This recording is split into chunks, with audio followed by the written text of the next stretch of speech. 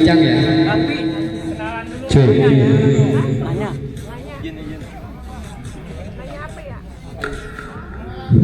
Baik teman-teman sekalian, ini kita hadirkan teman-teman dari Asosiasi Pemandu Gunung ya, Pemandu Gunung Indonesia. Dan ini adalah sebuah organisasi atau semacam perkumpulan ya, perkumpulan organisasi yang mempunyai lisensi dalam hal pemandu gunung ya, yang bersertifikat ya, legal secara kelembagaan nasional ya. Oke, nanti apa itu ABGI dan apa aja ruang lingkupnya nanti akan disampaikan oleh Om Asep yang memang kebetulan sebagai Ketua Jabodetabek ya. Oke, alhamdulillah, tepuk tangan dulu dong untuk Om Asep, Ketua ABGI Jabodetabek. Baik, untuk waktu dan tempatnya mungkin dengan Om Ripto sekalian nanti bincang-bincang apa yang mau disampaikan kepada teman-teman sekalian, dan kita juga buka pertanyaan ya, masukan dari teman-teman apa yang ingin diketahui lebih banyak tentang ABGI, kami persilakan. Yuk, waktu dan tempat kita persilakan.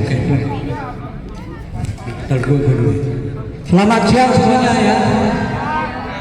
Oke, saya kenalkan adik-adik, ini Om Asep, Ketua APGI DKI Merangkap Jabodetabek ya, masih muda usianya. Terus kedua Mbak Nisa, Ketua Egerian Jakarta. Jadi ada event-event yang berbau eger, dia. Ya.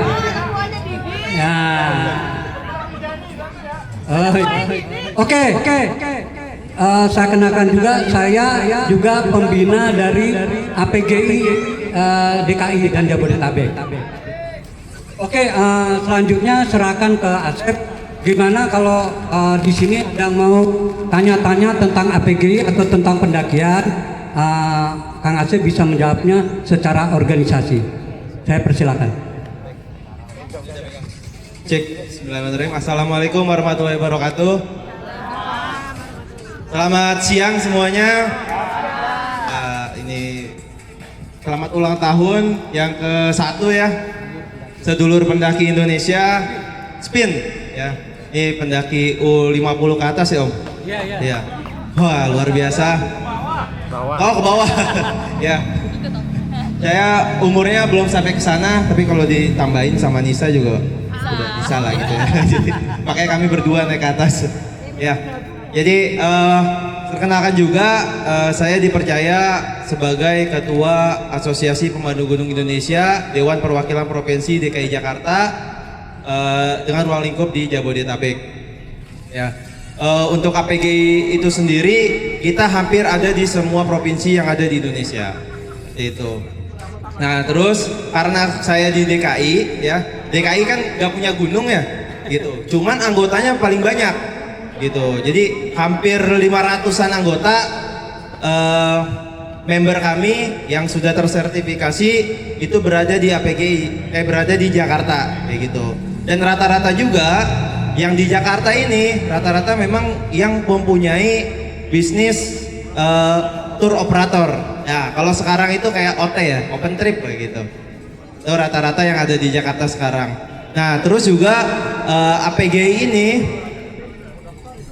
organisasi resmi ya dari 2016 yang memang dibentuk salah satunya sama Om Ripto, dan beliau juga salah satu yang membuat standar kompetensi nasional kerjanya. Nah, beliau ini yang juga salah satu yang dari tahun 2008 malah sudah membuat rancangan terkait dengan kompetensi kerja profesi pemandu gunung di Indonesia, gitu. Udah aku share di Gerian. Ya. Oh, di share. Ya. Jadi untuk APGI sendiri, ya, untuk masuk ke dalam APGI harus mempunyai sertifikat kompetensi yang dikeluarkan resmi oleh BNSP gitu. Nah, terus untuk APGI sendiri kita juga ada open recruitment. Jadi open recruitment itu kayak di DKI. DKI ini di tanggal 23-24 Mei ini kami membuka sertifikasi mandiri, di daerah Kebonanas di Gadespes di gedungnya Pegadaian. Untuk harganya, spill gak harganya? Ya, jadi spill. Jadi ya karena ini mandiri, bukan subsidi. Jadi sertifikasi di APGI itu ada sertifikasi mandiri, ada sertifikasi subsidi. Sertifikasi mandiri itu yang dilakukan oleh orang umum yang ingin bergabung ke APGI melalui jalur mandiri. Nah, kalau yang subsidi biasanya kami disupport oleh pemerintah setempat atau sponsor seperti itu. Nah, untuk mandiri ini kami masih pakai skema level yang lama. Nah, sekarang ini kan skema okupasi kita udah ada 9 ya Om. Nah, tapi untuk yang sertifikasi nanti masih 3, ada level muda, level madya, level ahli. Ya, untuk harganya level muda itu di 1,7 ya, level madya di 1,8, level ahli di 1,9. Nah, masing-masing level itu juga ada syarat-syaratnya kayak gitu. Kayak misalkan level muda, nah syarat utamanya itu warga negara Indonesia yang sudah ber-KTP, terus juga sudah melakukan minimal 5 kali pemanduan gunung kayak gitu. Gunung-gunung yang memang notabene ada berada di grade 3 lah ya maksimal. Nah, terus kalau untuk level madya itu minimal 10 kali pemanduan di level gunung sampai grade 4. Untuk level ahli itu 20 kali pemanduan dan sudah pernah ke gunung salju ya. Salah satunya gunung di Kartens begitu. Umur kita nggak ada maksimal. Nggak ada maksimal, yang penting masih aktif menjadi seorang pemandu gunung kayak gitu. Berarti kuat. Ya, mungkin ada yang mau ditanyakan?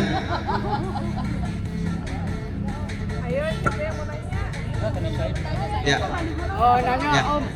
Oh siap. Oh, kalau untuk itu kan untuk pemandu gunung ya. Ya. Kalau untuk porter gimana? Oke. Untuk porter itu masuk ke skema okupasi yang terbaru. Jadi yang terbaru ini kita mulai dari jenjang porter gitu. Level 1 porter, terus porter senior, terus pemandu wisata trekking, pemandu wisata multidestinasi, bahkan nanti sampai ke pemandu gunung alpin kayak gitu Om. Jadi porter ini udah menjadi bagian dari APGI di level muda Om kayak gitu. Iya, terus satu lagi nih, berkira kita bicara tentang porter bahwa sekarang saat ini apalagi fenomena pendakian sekarang kan banyak lagi didominasi oleh lansia ya. Oh, kita inilah gitu loh. Dari pendaki U50 sampai U50 plus sampai plus sampai plus banget gitu. Kita ada di sini. Jadi memang porter itu jadi sangat vital ya dalam pendaki. Nah, bicara sertifikasi itu apakah ada ketentuan khusus, artinya gini, apakah semua base camp, apakah di setiap base camp pendakian di situ sudah ada porter yang bersertifikasi atau porter yang bersertifikasi itu memang khusus hirean khusus, artinya rekrutmen khusus. Ya, silakan. Ya. Untuk porter sendiri khususnya di Jawa ya, di Jawa itu semua kaki gunung itu udah ada yang memang tersertifikasi APGI karena memang kebutuhan dari daerah tersebut. Rata-rata di Jawa Tengah, Jawa Barat, Jawa Timur itu mereka memang diwajibkan untuk certified gitu. Minimal dalam satu base camp pendakian itu ada 5 orang ya, 5 orang yang harus certified APGI seperti itu. Gitu sih Om. Oke, satu lagi terakhir dari saya, mungkin dari teman-teman lain juga bisa. Kalau andai kata kita nih sedulur pendaki ngadain pelatihan, pengen mengadain pelatihan untuk porter dan pemandu gunung, apakah bisa difasilitasi oleh APGI atau bagaimana? Sangat bisa. Untuk pelatihan terkait dengan mungkin sampai ke tahap sertifikasi ya. Jadi di APGI sendiri itu kami sudah bekerja sama dengan lembaga lembaga kompetensi kerja ya, lembaga kompetensi kerja yang namanya itu adalah Abi Cakra. Nah, Abi Cakra ini jadi kerja sama kita untuk membuat sekolah pemandu gunung kayak gitu. Jadi kita udah kerjasama dengan LPK tadi untuk membuat sekolah pemandu gunung. Kemarin kita udah buka yang pertama, batch pertama Om, gitu. Batch pertama udah dibuka. Nanti untuk sekolahnya itu selama 6 bulan, gitu. Jadi udah ada kurikulumnya segala macam. Nah, sekolahnya udah selesai, tapi belum dapat sertifikasi. Mereka harus magang dulu, karena kan harus punya pengalaman. Harus ada dibuktikan dengan portofolio. Nanti ketika mau mengambil sertifikasi seperti itu, baru deh setelah mereka magang minimal 5 kali pemanduan baru bisa mengambil sertifikasi seperti itu Om. Mantap, berarti insya Allah besok agenda spin bikin pelatihan ini. Ya, Siap. andai kata nanti kita mau ngadain pendakian, gak usah bingung nyari porter lagi ya. Iya teman-teman, kan kadang-kadang kendala kita nyari porter nih, kadang-kadang dapat nggak pas nggak dapet, ya kan gitu aja. Ya. Antara pas nggak dapet atau pas dapet gitu. Ya, jadi insya Allah nanti Bin akan mengadakan dan akan kolaborasi dengan API. Mungkin dari teman-teman yang lain silakan bertanya.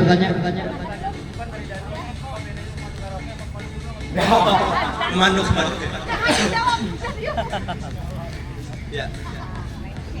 Asep, mungkin saya nambahin Mas Gun. Kalau ada pelatihan di kaki gunung ya, dalam arti kan tadi ada pelatihan yang sesuai modul atau apa yang 6 bulan. Kalau ada pelatihan yang misalnya short atau singkat, misalnya 3 sampai 5 hari, apakah APGI misalnya Provinsi DKI atau Jawa Barat atau Jawa Tengah bisa melakukan seperti itu gitu untuk pelatihan di porter-porter di kaki gunung? Bisa, gitu. bisa nanti kita sesuaikan kurikulumnya sesuai dengan kebutuhan kayak gitu.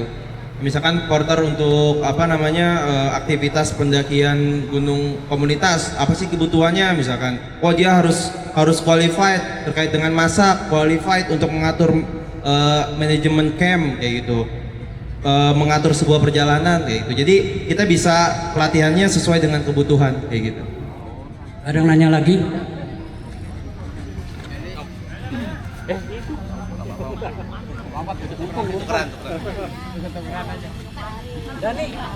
Ya, terima kasih. Assalamualaikum warahmatullahi wabarakatuh. Ya, Waalaikumsalam warahmatullahi wabarakatuh. Kang Asep gini, kan kita pernah ada pengalaman tentang porter ya di Gunung Jawa Tengah. Jadi apakah kita atau di APGI Jakarta sendiri, Jabodetabek punya porter yang bisa jadi panduan kita ya, umpamanya kita mau jalan ke Gunung Merbabu umpamanya, terus kita mau ketemu siapa nih supaya memudahkan gitu kan, memudahkan referensinya ya. Nah, kalau sudah ke sana kemudian kita punya kita ngubungin siapa ya, sehingga nantinya kita bukan cuman sekedar kita ketemu akamsi ya, bukan sekedar ketemu akamsi, tapi kita ketemu orang yang memang bisa qualified menjamin kita naik ke gunung ini dengan aman dan nyaman ya. Khususnya kalau di spin ini kan memang banyak generasi yang rada tua. Ya, saya mau rada tua ya. Nah, itu supaya agak nyaman kita untuk melakukan, bisa nggak kita mendapat referensi dari APGI DKI ini bisa buat ke khususnya seluruh gunung di Jawa. Sangat bisa. Mungkin gini ya, itu kan kebanyakan kalau langsung ke porter itu masalah komunikasi biasanya. Nah, jadi di APGI DKI kan banyak nih teman-teman yang bekerja di operator.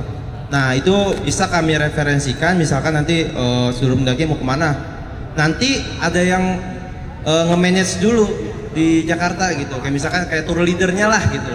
Jadi tour leadernya nanti yang akan menghubungkan, kan mereka kan udah connect, udah nyambung tuh, udah biasa, udah langganan. Nah nanti mereka yang akan menyambungkan apa yang mau kebutuhannya seperti apa. Nah nanti di sana udah tinggal implementasinya aja. Kayak gitu sih paling. Karena memang sih rata-rata saya juga kalau pernah punya pengalaman gitu, kalau langsung ke porter gitu, kadang suka ada miskomunikasi ketika di lapangan. Kayak gitu. Jadi saya lebih baik yang ngehubungin itu adalah tour leader dari Jakartanya sendiri sih gitu, atau dari daerah asal kita lah gitu. Berarti bisa ya kalau kita mau adakan, kita komunikasi dulu dengan APNI untuk bisa mendapatkan tim leadernya, kemudian tim leader bisa komunikasi dengan daerah. Ya bisa. Jadi si tour leader ini nanti yang bikin rencana operasional perjalanannya kayak gitu. Jadi udah tinggal terima beres aja nanti ketika udah sampai di sana gitu. Apa minim budget? Minim lah. Apa-apa. Ya. Biasa udah yakin nanya budgetnya biasanya berapa gitu. Kalau kita mau ngadakan perlu tim leadernya ya. Biasanya kena biaya berapa? Tergantung gunungnya sih. Jadi rata-rata kalau teman-teman itu bayarannya itu per 2 hari semalam trip minimal banget di angka 700.000. Iya, masih kayak harga porter lah. Gitu. Masih sama lah. Gitu. Nah, tugasnya dari leader itu apa? Dia nanti yang akan mengatur mulai dari transportasinya gitu, direferensikan gitu transportasinya bagaimana, terus di sana nanti dia yang komunikasi dengan porter, apa yang harus disiapkan porter di sana, apa yang harus dibelanjakan dari sini atau dari sana kayak gitu. Oh gitu. Berarti kalau itu biasanya dipakai di OT ya? Iya, biasanya dipakai OT kayak gitu, tapi kalau hirean langsung bisa juga. Oh gitu ya. Terima kasih Om. Ya. Mungkin ada lagi yang lain bertanya. Siap. Jangan nanya jamunya apa ya. Tawa. Ya Mas, Kang Asep ya. Gini, Kang, kalau batasan dan tanggung jawab seorang pemandu itu seperti apa sih? Batasan ya? Pemandu apa dong? Ini. Tergantung lagunya ya, dangdut atau pop gitu ya. Ya pemandu itu mungkin istilahnya tour leader ya kalau di dunia travel ya. Nah, itu batasannya sampai mana sih kalau kita menemukan peserta yang kena kecelakaan gitu ya di gunung gitu, itu sampai mana batasannya? Sedangkan tour leader itu harus membawa sekian banyak orang kan. Nah, apa sih yang harus di-prepare untuk peserta, dan selain pemandu apakah ada orang lain lagi yang harus bertanggung jawab untuk itu? Ya, kalau kita bicara yang bertanggung jawab, pengelola salah satunya juga harus bertanggung jawab. Jadi pemandu gunung itu harus mempunyai chemistry juga dengan pengelola kayak gitu. Kayak misalkan saya nih mau bawa tamu ke gunung A 20 orang kan, rasio pemandu itu rata-rata yang minimal banget itu 1:5. Satu pemandu itu untuk 5 peserta gitu. Itu yang ideal, tapi harus didukung dengan tim advance dan tim backup dan juga tim medis. Jadi walaupun pemandu dibekali dengan PPGD dan juga dibekali dengan ilmu mountaineering, paling tidak harus disiapkan juga karena itu kan terkait dengan pelayanan kita ya ke klien gitu. Terus kalau batasan-batasan kayak misalkan ada kecelakaan gitu di gunung, nah langkah apa nih yang harus dilakukan pemandu? Minimal banget harus mengamankan kan semua peserta gitu. Nah, yang celaka ini harus diamankan terlebih dahulu, seperti itu. Nah, setelah udah mengamankan terlebih dahulu, paling tidak kan pemandu itu bawa alat komunikasi. Nah, mereka harus membuat komunikasi langsung ke base camp atau ke tim darat biasanya. Nah, kalau OT-OT yang bawa private VVIP biasanya ada tim daratnya tuh, gitu. Jadi dia stay-nya di base camp aja, basecamp dia sebagai basecamp. Kayak gitu. Jadi segala macam ada kejadian otomatis kan sudah jelas soalnya udah ada IRP-nya. Udah ada evacuation rescue prosedurnya kayak gitu. Apa yang harus dilakukan ketika tamu di pos 3 terjadi ini gitu. Jadi harusnya sih sebagai pemandu seperti itu kayak gitu. Berarti di tempatnya Kang Asep itu juga menyediakan pelatihan juga tadi kan yang dibilang ya. Jadi untuk yang ini loh, mana tadi Om Gun. Jadi jangan hanya untuk porter aja, kita harus dibekali untuk trainer sebagai pemandu. Ya. Karena kan sebagian besar komunitas ini kita nggak memakai pemandu ya, pemandu secara profesional ya. Tapi setidaknya kita udah tahu caranya harus gimana ngambil tindakan. Iya, betul. Gitu. Oke. Iya. Tambahan lagi, apalagi terkait dengan risiko di pendakian ya. Kayak gitu. Kayak PPGD itu kan minimal banget PPGD untuk diri kita sendiri lah gitu. Pertolongan untuk diri kita sendiri bagaimana? Baru kita nolong orang lain. Gitu sih Om. Ya, ini memang sangat menarik ya. Ternyata ini juga semua apa yang kita sampaikan ini berdasarkan pengalaman kita ya. Kadang-kadang memang betul. Kadang-kadang orang di oh si Anu bagus, dia memang orang lokal, akamsi, kayaknya bisa untuk kita bikin aman nyaman ketika trekking. Tapi ternyata di lapangan kadang-kadang nggak sesuai dengan informasi yang kita dapat gitu. Jadi memang menghindari hal-hal seperti itu. Kedepannya orientasi dari sedulur pendaki itu memang kita mempunyai SDM, menyediakan SDM untuk hal itu. Jadi ketika teman-teman naik pendaki, selain kita nanti pakai akam, kita juga sudah ada orang yang punya sertifikasi dalam hal itu. Jadi insya Allah perjalanan kita memang dari rumah kali ke rumah lagi didampingi orang-orang yang bersertifikat dan kompeten di bidang seperti itu, mungkin gitu ya. Mungkin begitu dulu ya untuk Abi untuk ruang ribut Abi, tepuk tangan dulu untuk Kang Arsen. Terima kasih. Untuk selanjutnya dari itu silakan. Silakan Mbak Nisa. Ini tepuk tangan dulu untuk Mbak Nisa dan apa bidangnya dan ruang lingkup apa. Kebetulan di sini banyak ibu-ibu nih. Ya. Banyak wanita-wanita senior, bukan ibu-ibu, wanita senior ya. Silakan Mbak Nisa. Oke. Assalamualaikum warahmatullahi wabarakatuh. Selamat siang semuanya, Om dan Tante yang dari sini. Om dan Tante ya, aku manggilnya. Apa kakak-kakak aja? Oh, ada kakak juga sih kayaknya. Perkenalkan, nama saya Anissa. Mungkin saya di sini perwakilan dari Egerian Jakarta. Mungkin aku mau cerita sedikit tentang Egerian. Jadi Egerian itu adalah komunitas yang diresmikan dari mungkin Om dan Tante tahu produk Eger ya. Ya, jadi Egerian itu langsung diresmikan sama Eger gitu. Jadi kalau untuk Jakarta sendiri sebenarnya lingkupnya itu Jabodetabek. Karena yang paling dekat sama Jakarta itu ada Banten sama Bandung. Tapi untuk Bogor, Tangerang, Bekasi, Depok itu masih masuknya ke Jabodetabek. Jadi masuk yang Egerian Jakarta. Jadi kalau di sini Bekasi masuk gak? Masuk. Nah, masuk terus ya. Oke, jadi Egerian tuh ngapain sih kerjaannya gitu kan? Ngapain sih kegiatannya? Sebenarnya sih sama sih yang kayak gini ya, sama komunitas ataupun organisasi pencinta alam lainnya. Kita kadang-kadang kopi darat, kadang-kadang di gunung juga, atau mungkin kayak rafting ataupun kegiatan-kegiatan outdoor lainnya.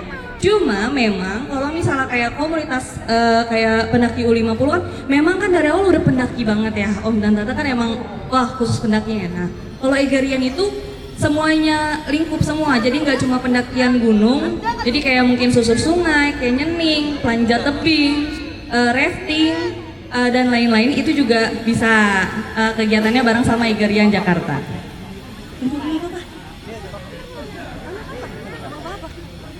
Oke, ada iklannya dulu tadi. Terus kegiatan kita akhir-akhir ini tuh ngapain aja sih? Nah, Egerian itu kan umurnya itu nggak dipatokin ya. Jadi dari misalnya anak kecil bisa nggak ikut Egerian? Bisa. Orang dewasa, orang U50 bisa nggak? Bisa. Jadi memang lintas generasi juga dan lintas kegiatan. Jadi kalau misalnya mau bosen ya naik gunung gitu kan, kita ngadain rafting dong yang lucu-lucu, bisa, itu sama Egerian. Nah nanti next kedepannya kita tuh ada panjat tebing di tebing alam di Bogor sama rafting di daerah Bogor. Terus harus ahli nggak kira-kira kalau misalnya kita belum pernah naik panjat tebing ataupun rafting itu bisa juga, nggak harus, karena nanti kita dibantu sama teman-teman yang lebih profesional di sana. Jadi memang Egerian itu diadakan untuk menjadi wadah teman-teman yang mungkin mau mencoba hal-hal yang baru.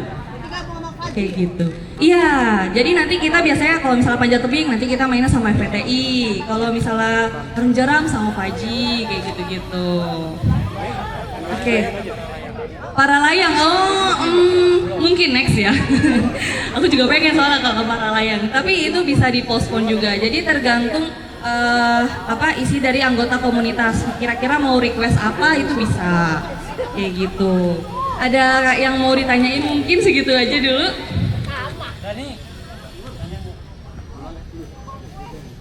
Biasanya kalau Egerian itu kan pasti disupport sama Eger ya, pasti itu ya ditanya. Betul, kita memang kegiatannya kalau kegiatan besar kita sering banget disupport sama Eger. Jadi otomatis door prize dari Egernya tuh melimpah banget, benar-benar melimpah banget. Terus kegiatannya juga disupport sama Eger, jadi harganya biasanya kalau Egerian itu harga kegiatannya tuh nggak terlalu mahal, jadi di bawah harga rata-rata normal open trip misalnya kayak gitu. Jadi teman-teman Om dan Tante juga bisa kolaborasi kalau sama Egerian gitu. Iya bisa, misalnya pendaki U50 sama Egerian juga bisa. Bye bye, thank you. Dadah. Yang membuat pelatihan-pelatihan untuk teman-teman Egerian di seluruh Indonesia yang memang mau ikut gabung tentang pelatihan tersebut. Cuma memang agak susahnya adalah ada ketentuan-ketentuan tertentu yang jadinya kita saingan sama se-Indonesia gitu. Yang dibutuhkan cuma 50 orang aja, jadi saingan misalnya ada 1000 orang kayak gitu. Yang agak susahnya seperti itu. Kalau langsung dari Eger. Makanya itu adanya Egerian ini adalah bisa membantu Eger untuk membuat pelatihan-pelatihan. Jadi kayak sub cabangnya itu selain dari Egernya sendiri, nanti dari Eger is gitu. Kita bisa mengajukan Betul. peserta ya. Bisa. Peserta, jadi semuanya yang backup adalah Egerian. Iya, tergantung dari programnya dari Egerian. Kalau yang tadi misalnya si Tante yang ngomong itu kan program dari Eger kayak Mountain Jungle Force gitu kan. Nah itu semuanya yang ngurusin Eger tuh, termasuk sponsor, dapat tasnya, dapat segala macamnya. Tapi kita tetap membayarkan sejumlah berapa, itu udah termasuk subsidi. Jatuhnya sangat worth it banget sebenarnya gitu kan. Jadi mungkin harga course-nya tuh kalau dihitung-hitung bisa 5 juta, kita cuma bayar 1 juta udah dapat carrier, udah dapat narasumber yang itu udah bagus banget gitu kan, yang berkompeten banget. Nah kalau Egerian ini, jadi kok kita juga bisa nih Egerian. Jujur sebenarnya aku juga lagi menyusun program pelatihan untuk anggota Egerian. Jadi kan banyak banget ya teman-teman pendaki FOMO gitu kan yang TikTok aja nggak tahu dia kondisinya gimana dan lain-lain. Nah, kami khawatirnya di situ juga, makanya kita akan membuat pelatihan mulai dari jenjang yang mudah gitu sampai yang nanti leveling selanjutnya. Tentunya kita juga berharap akan disupport oleh Eger. Cuma berapa supportnya dari 100% itu yang kita belum tahu. Tapi kemungkinan Eger bakal suka banget sih, soalnya yang tadi kan pelatihan untuk bermanfaatan anggota. Kayak gitu. Kita bukan anggota nih Kak. Gimana supaya kita bisa mengadakan itu? Bisa berkolaborasi. Misalnya dari seluruh pendaki Indonesia punya pelatihan kayak gini-gini, colek Egerian Jakarta misalnya, Mbak Nisa, aku punya program kayak gini, bisa nggak kita collabin sama Jakarta? Kalau misalnya sedulur cuma 20 orang nih, misalnya gitu kan, bisa nggak? Ini minimal banget 50-30-nya dari Jakarta, bisa kita gabungin untuk programnya biar naikin ke Egernya bareng-bareng gitu, bisa kayak gitu juga. Sebelumnya Egerian juga main kayak panjat di wall climbing, itu biasanya kita juga sharing kolaborasi, karena balik lagi kalau misal panjat tebing kan harus punya keahlian khusus, sedangkan teman-teman Egerian kan enggak ya, kebanyakan kan masih pada baru, harus ada instruktur yang memang jelas gitu kredibilitasnya. Akhirnya kita kolaborasi dengan teman-teman yang memang punya instruktur yang punya bersertifikat kayak gitu. Akhirnya kemarin malam kita baru nih manjat, itu kolaborasi sama Jumat Manjat. Ada 70 orang tadi malam manjat bareng kayak gitu. Itu salah satu contoh. Ya kan yang saya lihat kalau foto-fotonya Egerian itu banyak anak muda. Ya, anak muda, rata-rata anak muda. Ya tahu diri lah kalau kita mah. Makanya kalau misalnya yang buat ini kan kita masih belum belajar. buat pelatihan. Nah, karena kita cuma sebatas penikmat aja, ya hanya penikmat. Jadi batasan teman-teman penikmat ini gimana supaya bisa mendapatkan keilmuan untuk itu. Oke, siap. Biasanya ada fakta penting menurut aku. Biasanya kalau penikmat gunung itu dia menurut aku itu lebih concern sama kenyamanan kan. Otomatis di balik kenyamanan itu ada keselamatan, ada kenikmatan makanan, kayak gitu tuh standarnya harusnya malah lebih tinggi dibanding anak-anak muda gitu kan. Yang berarti teman-teman muda ini baru nyoba nih gitu kan, sedangkan Om dan Tante di sini kan udah maunya naik gunung yang bagus, yang aman lah. Ini lutut udah lumayan nih gitu kan, turunnya harus yang enak, porternya harus yang jago, guide-nya harus yang jago juga kayak gitu kan, yang bersertifikasi. Justru menurut aku itu the next level dari teman-teman Egerian yang muda-muda kayak gitu. Harusnya kita juga berkolaborasi sama pendaki nafas tua. Iya, nah pendaki nafas tua juga udah sering bersponsor sama Eger. Nah, bisa nggak sih kita bikin yang U50 aja? Bisa, mungkin berkolaborasi sama Sedulur Pendaki Indonesia ataupun Nafas Tua dan Egerian Jakarta. Ya udah kita bikin camping sambil hiking di mana gitu yang jauh gitu kan di Jawa Tengah misalnya, itu bareng-bareng bisa nggak? Bisa. Sebenarnya bisa-bisa aja kok. Bisa semua. Yang penting cocok. Iya. Ada lagi mungkin yang mau ditanyakan? Harus naik gunung nggak Egerian gitu, atau sponsornya harus naik gunung nggak kayak Eger? Enggak sih. Kalau suka sepedahan bisa, diving bisa, semuanya bisa. Betul. Jadi produk Eger kan banyak tuh ya, ada sekarang masuknya kayak yang egg lagi, Eger egg itu baru juga yang running itu bisa disupport juga. Jadi nggak harus pendaki gunung juga. Bahkan lifestyle sehari-hari yang suka camping doang itu juga bisa. Terus gimana caranya nanti ngajuin proposalnya? Nanti bisa lihat Instagram di Egerian Jakarta. Nanti DM aja, Kak aku mau ngajuin sponsor lewat Egerian Jakarta. Nanti akan dikirimkan WhatsApp grup dan nanti langsung ada nomor aku di situ. Ya. Ada lagi yang mau ditanyakan mungkin? Cukup?